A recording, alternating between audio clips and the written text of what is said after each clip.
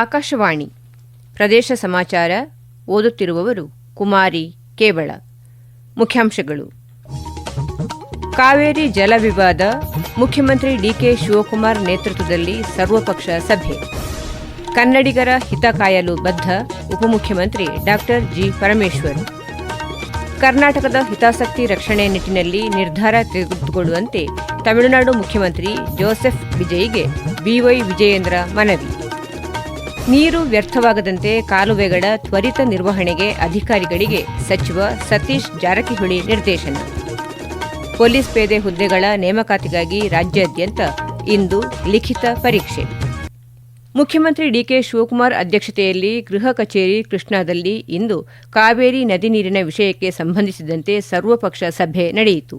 ಮಾಜಿ ಮುಖ್ಯಮಂತ್ರಿಗಳಾದ Siddaramaiah, BS Yediyurappa, HD Kumaraswamy, Sadananda Gowda, Basavaraj Bommai, ಕೇಂದ್ರ ಸಚಿವರಾದ ವಿ ಸೋಮಣ್ಣ, ಶೋಭಾ ಕರಂದ್ಲಾಜೆ, ಉಪಮುಖ್ಯಮಂತ್ರಿ ಡಾ ಜಿ ಪರಮೇಶ್ವರ್, ಸಚಿವರಾದ Ramalingareddy, Krishna Byregowda, MB Patil, KJ George, ಸಂಸದ ಗೋವಿಂದ ಕಾರಜೋಳ, ವಿರೋಧ ಪಕ್ಷದ ನಾಯಕ ಆರ್ ಅಶೋಕ, ಛಲವಾದಿ ನಾರಾಯಣಸ್ವಾಮಿ, ನಿವೃತ್ತ ನ್ಯಾಯಾಧೀಶ ನಾಗಮೋಹನ್ ದಾಸ್, ಅಡ್ವೊಕೇಟ್ ಜನರಲ್ ಶಶಿಕಿರಣ್ ಶೆಟ್ಟಿ ಸೇರಿದಂತೆ ಹಿರಿಯ ಅಧಿಕಾರಿಗಳು ಹಾಗೂ ಜನಪ್ರತಿನಿಧಿಗಳು ಉಪಸ್ಥಿತರಿದ್ದರು. ಜಲ, ನಾಡು, ನುಡಿ ವಿಚಾರ ಬಂದಾಗ ಎಲ್ಲರೂ ಪಕ್ಷಭೇದ ಮರೆತು ಒಗ್ಗಟ್ಟಿನಿಂದ ನಿಲ್ಲಬೇಕು ಎಂದು ಉಪಮುಖ್ಯಮಂತ್ರಿ ಡಾ ಜಿ ಪರಮೇಶ್ವರ್ ಹೇಳಿದ್ದಾರೆ. ಕಾವೇರಿ ಜಲ ವಿವಾದ ಹಿನ್ನೆಲೆಯಲ್ಲಿ ಮುಖ್ಯಮಂತ್ರಿ ಡಿಕೆ ಶಿವಕುಮಾರ್ ನೇತೃತ್ವದಲ್ಲಿ ಇಂದು ನಡೆದ ಸರ್ವಪಕ್ಷ ಸಭೆ ಕುರಿತು ಸಾಮಾಜಿಕ ಜಾಲತಾಣದಲ್ಲಿ ಮಾಹಿತಿ ಹಂಚಿಕೊಂಡಿರುವ ಅವರು, ಕಾವೇರಿ ವಿಚಾರವಾಗಿ ರಾಜ್ಯಕ್ಕೆ ತಲೆದೋರಿರುವ ಸಮಸ್ಯೆಯನ್ನು ಎದುರಿಸುವ ನಿಟ್ಟಿನಲ್ಲಿ ಇಂದು ಚರ್ಚಿಸಿ ಸಮಾಲೋಚನೆ ನಡೆಸಲಾಯಿತು ಎಂದು ತಿಳಿಸಿದ್ದಾರೆ. ಜನರಿಗೆ ಯಾವುದೇ ರೀತಿಯಲ್ಲಿ ತೊಂದರೆಯಾಗದಂತೆ ಎಲ್ಲ ಕಾನೂನಾತ್ಮಕ ಅವಕಾಶಗಳನ್ನು ಬಳಕೆ ಮಾಡಿಕೊಂಡು ಕನ್ನಡಿಗರ ಹಿತ ಕಾಯಲು ಬದ್ಧರಿದ್ದೇವೆ ಎಂದು ಡಾ ಜಿ ಪರಮೇಶ್ವರ್ ಭರವಸೆ ನೀಡಿದ್ದಾರೆ. ಕಾವೇರಿ ನದಿ ನೀರಿನ ವಿಚಾರದಲ್ಲಿ ಕರ್ನಾಟಕದ ಜನರ ಹಿತ ಕಾಪಾಡುವಂತಹ ನಿರ್ಧಾರ ತೆಗೆದುಕೊಳ್ಳುವಂತೆ ತಮಿಳುನಾಡು ಮುಖ್ಯಮಂತ್ರಿ ಜೋಸೆಫ್ ವಿಜಯ್ ಅವರಿಗೆ ಬಿಜೆಪಿ ರಾಜ್ಯಾಧ್ಯಕ್ಷ ಬಿವೈ ವಿಜಯೇಂದ್ರ ಪತ್ರ ಬರೆದಿದ್ದಾರೆ. ತಮಿಳುನಾಡಿಗೆ ಗೌರವ ನೀಡುತ್ತಾ ಕರ್ನಾಟಕದ ಹಿತಾಸಕ್ತಿ ರಕ್ಷಿಸುವ ಮೂಲಕ ಉಭಯ ರಾಜ್ಯಗಳ ಐತಿಹಾಸಿಕ ಬಾಂಧವ್ಯಕ್ಕೆ ನೆರವಾಗುವ ನಿಟ್ಟಿನಲ್ಲಿ ಜೋಸೆಫ್ ವಿಜಯ್ ನಿಲುವು ತೆಗೆದುಕೊಳ್ಳುವ ವಿಶ್ವಾಸವಿದೆ ಎಂದಿದ್ದಾರೆ. ಮುಖ್ಯಮಂತ್ರಿ ಡಿಕೆ ಶಿವಕುಮಾರ್ ಅವರ ಭೇಟಿ ವೇಳೆಯಲ್ಲಿ ಕರ್ನಾಟಕದ ರೈತರು ಹಾಗೂ ನಾಗರಿಕರ ಹಿತರಕ್ಷಣೆಗೆ ಗಮನ ಹರಿಸಬೇಕಾಗಿದೆ ಎಂದು ಅವರು ಒತ್ತಾಯಿಸಿದರು. ಕಾವೇರಿ ಮಹಾನಗರ ಬೆಂಗಳೂರು ಮತ್ತು ಅಚ್ಚುಕಟ್ಟು ಪ್ರದೇಶದ ಅನೇಕ ಪಟ್ಟಣಗಳ ಕೋಟ್ಯಂತರ ಜನರ ಜೀವನಾಡಿಯಾಗಿದೆ. ಕರ್ನಾಟಕದಲ್ಲಿ ವಾಸಿಸುತ್ತಿರುವ ಕನ್ನಡಿಗರು ಮತ್ತು ತಮಿಳರು ಕುಡಿಯುವ ನೀರಿಗಾಗಿ ಕಾವೇರಿಯನ್ನೇ ಅವಲಂಬಿಸಿದ್ದಾರೆ ಎಂದರು. ಬರದ ಸಂದರ್ಭದಲ್ಲಿ ರೈತರು, ನಾಗರಿಕರು ನೀರಿಗಾಗಿ ಸಂಕಷ್ಟಪಡುತ್ತಿದ್ದು, ಇಂತಹ ಸಂದರ್ಭದಲ್ಲಿ ಸೂಕ್ತ ನಿರ್ಧಾರ ಕೈಗೊಳ್ಳಬೇಕಾಗಿದೆ. ಮೇಕೆದಾಟು ಯೋಜನೆಗೂ ಸಹಕಾರ ನೀಡಬೇಕಾಗಿದೆ ಎಂದು ಅವರು ಮನವಿ ಮಾಡಿದರು.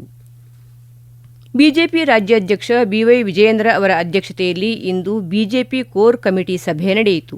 ಬಿಜೆಪಿ ರಾಜ್ಯ ಕಾರ್ಯಾಲಯದಲ್ಲಿ ನಡೆದ ಸಭೆಯಲ್ಲಿ ರಾಜ್ಯ ಉಸ್ತುವಾರಿ ಮತ್ತು ರಾಷ್ಟ್ರೀಯ ಪ್ರಧಾನ ಕಾರ್ಯದರ್ಶಿ ಡಾ ರಾಧಾ ಮೋಹನ್ ದಾಸ್ ಅಗರ್ವಾಲ್, ಬಿಜೆಪಿ ಕೇಂದ್ರೀಯ ಸಂಸದೀಯ ಮಂಡಳಿ ಸದಸ್ಯ ಬಿಎಸ್ ಯಡಿಯೂರಪ್ಪ, ಸಂಸದ ಬಸವರಾಜ ಬೊಮ್ಮಾಯಿ, ಮಾಜಿ ಮುಖ್ಯಮಂತ್ರಿ ಡಿವಿ ಸದಾನಂದಗೌಡ, ವಿರೋಧ ಪಕ್ಷದ ನಾಯಕರಾದ ಆರ್ ಅಶೋಕ, ಛಲವಾದಿ ನಾರಾಯಣಸ್ವಾಮಿ ಮತ್ತಿತರರು ಉಪಸ್ಥಿತರಿದ್ದರು. ಸಂತ ಶಿರೋಮಣಿ ಗುರು ಶ್ರೀ ರವಿದಾಸರ 650ನೇ ವರ್ಷದ ಜಯಂತಿ ಅಂಗವಾಗಿ ದೇಶಾದ್ಯಂತ ಶ್ರೀ ಗುರು ರವಿದಾಸ್ ಮಹಾರಾಜ್ ಅವರ ಕಳಶ ವಂದನೆ ಅಭಿಯಾನ ಹಾಗೂ ಯಾತ್ರೆ ವಿಜೃಂಭಣೆಯಿಂದ ನಡೆಯುತ್ತಿದೆ. ಉತ್ತರ ಪ್ರದೇಶದ ಮುಖ್ಯಮಂತ್ರಿ ಯೋಗಿ ಆದಿತ್ಯನಾಥ್ ಅವರು ಎಲ್ಲ ರಾಜ್ಯಗಳಿಗೆ ಪವಿತ್ರ ಕಳಶವನ್ನು ಕಳುಹಿಸಿದ್ದು, ಬೆಂಗಳೂರಿನ ಕಾಡುಮಲ್ಲೇಶ್ವರ ದೇವಸ್ಥಾನದಲ್ಲಿ ಬಿಜೆಪಿ ರಾಜ್ಯಾಧ್ಯಕ್ಷ ಬಿವೈ ವಿಜಯೇಂದ್ರ ಕಳಶವನ್ನು ಸ್ವೀಕರಿಸಿದರು. ಬಳಿಕ ಅವರು ಮಾತನಾಡಿ, ಸಮಾಜ ನಿರ್ಮಾಣ ಮಾಡಬೇಕು ಎಂಬ ಸಂದೇಶವನ್ನು ರಾಜ್ಯದ ಮೂಲೆ ಮೂಲೆಗೆ ಹರಡಲಿದ್ದಾರೆ. ಈ ಸಂಬಂಧ ಜಾಗೃತಿ ಮೂಡಿಸಲು ಎಲ್ಲಾ ಕಾರ್ಯಗಳನ್ನು ಪಕ್ಷದ ಕಾರ್ಯಕರ್ತರು ಮಾಡಲಿದ್ದಾರೆ ಎಂದರು. ರಾಜ್ಯ ಉಸ್ತುವಾರಿ ಡಾ ರಾಧಾ ಮೋಹನ್ ದಾಸ್ ಸಿಂಗ್, ಸಹ ಉಸ್ತುವಾರಿ ಪಿ ಸುಧಾಕರ್ ರೆಡ್ಡಿ ಮತ್ತಿತರರು ಈ ಸಂದರ್ಭದಲ್ಲಿ ಉಪಸ್ಥಿತರಿದ್ದರು. ಪ್ರದೇಶ ಸಮಾಚಾರ ಕೇಳುತ್ತಿದ್ದೀರಿ. ನಮ್ಮ ಎಲ್ಲಾ ರಾಷ್ಟ್ರೀಯ ವಾರ್ತೆಗಳು ಹಾಗೂ ಪ್ರದೇಶ ಸಮಾಚಾರ ಈಗ ಆಕಾಶವಾಣಿ ನ್ಯೂಸ್ ಕನ್ನಡ ಯೂಟ್ಯೂಬ್ ಚಾನೆಲ್ನಲ್ಲಿ ಲಭ್ಯ. ನಮ್ಮ ಎಕ್ಸ್ ಖಾತೆ ಮತ್ತು ಇನ್ಸ್ಟಾಗ್ರಾಂ ಖಾತೆ ಆಕಾಶವಾಣಿ ನ್ಯೂಸ್ ಕನ್ನಡ.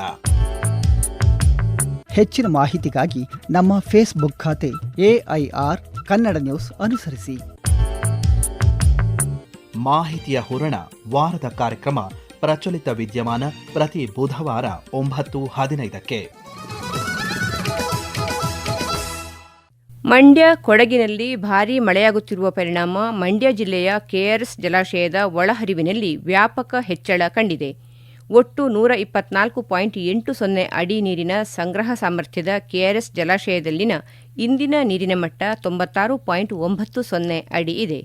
ಕೊಡಗು ಮತ್ತು ಕಬಿನಿ ಜಲಾಶಯದಿಂದ ಹೆಚ್ಚಿನ ನೀರು ಹರಿದು ಬರುತ್ತಿರುವುದರಿಂದ ಅಣೆಕಟ್ಟಿನ ನೀರಿನ ಒಳಹರಿವು 20,477 ಕ್ಯೂಸೆಕ್ಸ್ ಇದೆ. ನೀರಿನ ಹೊರಹರಿವು 1,766 ಕ್ಯೂಸೆಕ್ಸ್ ಇದೆ. ರೈತರ ಹಿತದೃಷ್ಟಿಯಿಂದ ಕಾಲುವೆಯ ದುರಸ್ತಿ ಹಾಗೂ ನಿರ್ವಹಣಾ ಕಾರ್ಯಗಳನ್ನು ತ್ವರಿತಗತಿಯಲ್ಲಿ ಪೂರ್ಣಗೊಳಿಸಿ ಯಾವುದೇ ರೀತಿಯ ನೀರು ವ್ಯರ್ಥವಾಗದಂತೆ ಅಗತ್ಯ ಕ್ರಮ ಕೈಗೊಳ್ಳುವಂತೆ ಲೋಕೋಪಯೋಗಿ ಇಲಾಖೆ ಸಚಿವ ಸತೀಶ್ ಜಾರಕಿಹೊಳಿ ಅಧಿಕಾರಿಗಳಿಗೆ ನಿರ್ದೇಶನ ನೀಡಿದ್ದಾರೆ. ಬೆಳಗಾವಿ ಜಿಲ್ಲೆಯ ಹುಕ್ಕೇರಿ ತಾಲೂಕಿನ ಹಿರಣ್ಯಕೇಶಿ ನದಿಯಿಂದ ಜಿಆರ್ಬಿಸಿ ಕಾಲುವೆಗೆ ನೀರು ಎತ್ತುವ ಯೋಜನೆಯ ಪಂಪ್ ಹೌಸ್ ಸ್ಥಳಕ್ಕೆ ಭೇಟಿ ನೀಡಿ ಪರಿಶೀಲಿಸಿದ ಬಳಿಕ ಮಾತನಾಡಿದ ಸಚಿವರು ನೀರು ಪೋಲಾಗದಂತೆ ನೋಡಿಕೊಳ್ಳಲು ಅಧಿಕಾರಿಗಳಿಗೆ ಸೂಚಿಸಿದರು. ಬಳಿಕ ಘೋಡಗೇರಿ, ಮೇಲ್ಮಟ್ಟಿ, ಗೊಡಚಿನಮಲ್ಕಿ ಸೇರಿದಂತೆ ಜಿಆರ್ಬಿಸಿ ಕಾಲುವೆಯ ವಿವಿಧ ಭಾಗಗಳಿಗೆ ಭೇಟಿ ನೀಡಿ ಕಾಲುವೆಯ ದುರಸ್ತಿ ಕಾಮಗಾರಿಗಳು, ನೀರಿನ ಸೋರಿಕೆ ಉಂಟಾಗಿರುವ ಸ್ಥಳಗಳು ಹಾಗೂ ನೀರು ಸರಾಗವಾಗಿ ಹರಿಯುವ ವ್ಯವಸ್ಥೆಯನ್ನು ಪರಿಶೀಲಿಸಿದರು. ರಾಜ್ಯಾದ್ಯಂತ ಇಂದು ನಾಗರಿಕ ಪೊಲೀಸ್ ಪೇದೆ ಹುದ್ದೆಗಳ ನೇಮಕಾತಿಗಾಗಿ ಲಿಖಿತ ಪರೀಕ್ಷೆ ನಡೆಯುತ್ತಿದೆ. ಸುಗಮ ಪರೀಕ್ಷೆಗಾಗಿ ಬಿಗಿ ಬಂದೋಬಸ್ತ್ ಕಲ್ಪಿಸಲಾಗಿದೆ. ಬೆಳಗಾವಿ ಜಿಲ್ಲೆಯ 61 ಕೇಂದ್ರಗಳಲ್ಲಿ ಸುಮಾರು 25,000ಕ್ಕೂ ಅಧಿಕ ಸಂಖ್ಯೆಯಲ್ಲಿ ಅಭ್ಯರ್ಥಿಗಳು ಪರೀಕ್ಷೆ ಬರೆಯುತ್ತಿದ್ದಾರೆ. ಪರೀಕ್ಷಾ ಕೇಂದ್ರಗಳಿಗೆ ಜಿಲ್ಲಾಧಿಕಾರಿ ಮೊಹಮ್ಮದ್ ರೋಷನ್ ಸೇರಿದಂತೆ ವಿವಿಧ ಇಲಾಖೆಯ ಅಧಿಕಾರಿಗಳ ತಂಡ ಖುದ್ದು ಭೇಟಿ ನೀಡಿ ಪರಿಶೀಲನೆ ನಡೆಸಿದ್ದಾರೆ. ಬೆಂಗಳೂರು ಗ್ರಾಮಾಂತರ ಜಿಲ್ಲೆಯ 7 ಪರೀಕ್ಷಾ ಕೇಂದ್ರಗಳಲ್ಲಿ 3,463 ಅಭ್ಯರ್ಥಿಗಳು ಪರೀಕ್ಷೆ ಬರೆಯುತ್ತಿದ್ದು, ಮುಂಜಾಗ್ರತಾ ಕ್ರಮವಾಗಿ ಪೊಲೀಸ್ ಭದ್ರತಾ ವ್ಯವಸ್ಥೆ ಮಾಡಲಾಗಿದೆ ಎಂದು ಜಿಲ್ಲಾಧಿಕಾರಿ ಡಾ ಕೆಎನ್ ಅನುರಾಧ ತಿಳಿಸಿದ್ದಾರೆ. ದಾವಣಗೆರೆ ನಗರದ ಒಟ್ಟು 19 ಪರೀಕ್ಷಾ ಕೇಂದ್ರಗಳಲ್ಲಿ ಆಯೋಜಿಸಲಾದ ಈ ಪರೀಕ್ಷೆಗೆ ಅಭ್ಯರ್ಥಿಗಳಿಂದ ಉತ್ತಮ ಪ್ರತಿಕ್ರಿಯೆ ವ್ಯಕ್ತವಾಗಿದೆ. ಪರೀಕ್ಷೆಗಾಗಿ 11,031 ಅಭ್ಯರ್ಥಿಗಳು ಹೆಸರು ನೋಂದಾಯಿಸಿದ್ದರೂ ಈ ಪೈಕಿ 559 ಅಭ್ಯರ್ಥಿಗಳು ಗೈರಾಗಿದ್ದಾರೆ ಎಂದು ವರದಿಯಾಗಿದೆ. ಚಿಕ್ಕಬಳ್ಳಾಪುರ ಜಿಲ್ಲೆಯ 9 ಕೇಂದ್ರಗಳಲ್ಲಿ ಪರೀಕ್ಷೆ ನಡೆಯುತ್ತಿದ್ದು, ಒಟ್ಟು 4,526 ಅಭ್ಯರ್ಥಿಗಳು ಪರೀಕ್ಷೆ ಬರೆಯಲು ನೋಂದಾಯಿಸಿಕೊಂಡಿದ್ದಾರೆ ಎಂದು ಜಿಲ್ಲಾಧಿಕಾರಿ ಜಿ. ಪ್ರಭು ತಿಳಿಸಿದ್ದಾರೆ. ಚಿತ್ರದುರ್ಗ ಜಿಲ್ಲಾ ಕೃಷಿ ತರಬೇತಿ ಕೇಂದ್ರದಲ್ಲಿ ರಾಷ್ಟ್ರೀಯ ಕೃಷಿ ವಿಕಾಸ ಯೋಜನೆಯಡಿ ಪರಿಶಿಷ್ಟ ಪಂಗಡದ ರೈತರಿಗೆ ಲಾಭದಾಯಕ ಸುಸ್ಥಿರ ಸಮಗ್ರ ಕೃಷಿ ಪದ್ಧತಿ ಕುರಿತು 3 ದಿನಗಳ ಉಚಿತ ವಸತಿಯುಕ್ತ ತರಬೇತಿಯನ್ನು ಇದೇ 5ರಿಂದ 2 ದಿನ ಆಯೋಜಿಸಲಾಗಿದೆ. ತರಬೇತಿ ವೇಳೆ ಕೃಷಿ ಇಲಾಖೆಯ ಸಹಾಯಕ ಕೃಷಿ ನಿರ್ದೇಶಕ ಆರ್. ರಜನಿಕಾಂತ್ ಸುಸ್ಥಿರ ಇಳುವರಿ ಹಾಗೂ ಪರ್ಯಾಯ ಬೆಳೆಗಳ ಕುರಿತು ಮಾಹಿತಿ ನೀಡಲಿದ್ದಾರೆ. ಹಿರಿಯ ಪಶು ವೈದ್ಯಾಧಿಕಾರಿ ಡಾ. ನಾಗರಾಜ್ ವೈಜ್ಞಾನಿಕ ಹೈನುಗಾರಿಕೆ, ಕುರಿ ಮತ್ತು ಮೇಕೆ ಸಾಕಾಣಿಕೆ ಬಗ್ಗೆ ಹಾಗೂ ಪ್ರಗತಿಪರ ಕೃಷಿಕ ಇಂದೂಧರ ಅವರು ಸಾವಯವ ಮತ್ತು ನೈಸರ್ಗಿಕ ಕೃಷಿ ಪದ್ಧತಿಗಳ ಕುರಿತು ಮಾರ್ಗದರ್ಶನ ನೀಡಲಿದ್ದಾರೆ. ಆಸಕ್ತ ಪರಿಶಿಷ್ಟ ಪಂಗಡದ 43 ರೈತರು ತಮ್ಮ ಹೆಸರನ್ನು ನಾಳೆಯೊಳಗೆ ನೋಂದಾಯಿಸಿಕೊಳ್ಳಬೇಕಾಗಿದೆ. ನೋಂದಣಿಗಾಗಿ 8277931058 ಮೊಬೈಲ್ ಸಂಖ್ಯೆಯನ್ನು ಸಂಪರ್ಕಿಸಬಹುದು ಎಂದು ಪ್ರಕಟಣೆ ತಿಳಿಸಿದೆ. ವಿಶ್ವ ಹಿರಿಯ ನಾಗರಿಕರ ದಿನಾಚರಣೆ ಅಂಗವಾಗಿ ವಿವಿಧ ಕ್ಷೇತ್ರಗಳಲ್ಲಿ ಗಣನೀಯ ಸೇವೆ ಸಲ್ಲಿಸಿದ ಹಿರಿಯ ನಾಗರಿಕರು ಹಾಗೂ ಸಂಸ್ಥೆಗಳಿಗೆ ನೀಡಲಾಗುವ ರಾಜ್ಯ ಮಟ್ಟದ ಪ್ರಶಸ್ತಿಗೆ ಅರ್ಜಿ ಆಹ್ವಾನಿಸಲಾಗಿದೆ ಎಂದು ದಾವಣಗೆರೆ ಜಿಲ್ಲಾ ವಿಕಲಚೇತನರ ಹಾಗೂ ಹಿರಿಯ ನಾಗರಿಕರ ಸಬಲೀಕರಣ ಇಲಾಖೆ ಸಹಾಯಕ ನಿರ್ದೇಶಕಿ ರಶ್ಮಿ ತಿಳಿಸಿದ್ದಾರೆ. ಶಿಕ್ಷಣ, ಸಾಹಿತ್ಯ, ಕಲೆ, ಕಾನೂನು, ಕ್ರೀಡೆ, ಪ್ರತಿಭೆ ಹಾಗೂ ಸಮಾಜ ಸೇವೆ ಕ್ಷೇತ್ರದಲ್ಲಿ ಸಾಧನೆ ಮಾಡಿದ ಹಿರಿಯ ನಾಗರಿಕರಿಗೆ 6 ವೈಯಕ್ತಿಕ ಪ್ರಶಸ್ತಿ ಹಾಗೂ ಹಿರಿಯ ನಾಗರಿಕರ ಕ್ಷೇತ್ರದಲ್ಲಿ ಅತ್ಯುತ್ತಮವಾಗಿ ಕಾರ್ಯನಿರ್ವಹಿಸುತ್ತಿರುವ ಒಂದು ಸಂಸ್ಥೆ ಸೇರಿದಂತೆ ಒಟ್ಟು 7 ಪ್ರಶಸ್ತಿಗಳನ್ನು ನೀಡಲಾಗುವುದು. ಅರ್ಹ ಹಿರಿಯ ನಾಗರಿಕರು ಮತ್ತು ಸಂಸ್ಥೆಗಳು ನಮೂನೆ 1 ಮತ್ತು 2ರಲ್ಲಿ ದ್ವಿಪ್ರತಿಯಲ್ಲಿ ಅರ್ಜಿ ಸಲ್ಲಿಸಬೇಕು. ಈಗ ಕೊನೆಯಲ್ಲಿ ಮತ್ತೊಮ್ಮೆ ಮುಖ್ಯಾಂಶಗಳು.